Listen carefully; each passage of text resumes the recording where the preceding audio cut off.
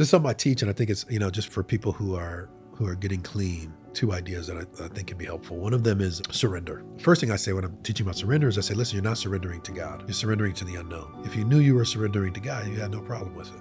But surrendering actually requires surrendering into the unknown. I don't know what's going to happen, but man, I hope there's a God. Number 2, I won't surrender at all. That's self-will, right? Like I'm not giving it up. Yeah. Then and I think this is most people in early recovery, there's what I would call transactional surrender. I will surrender something now for something better later. I mean, that's how most people think, Yes. right? Like I'm doing this now so I can rock to the 4th dimension, or I'm willing to put this work in now so I've got a better body, or I'm willing to, get sober so that I could be, financially successful, Or right? stay out of jail. It's a transaction, right? Which is good. And I think that's where most people are at when they get clean. You get clean, it's like, you're not doing it to get worse. You're like, God, you better give me something at the end of this, a pot of gold at the end of this rainbow.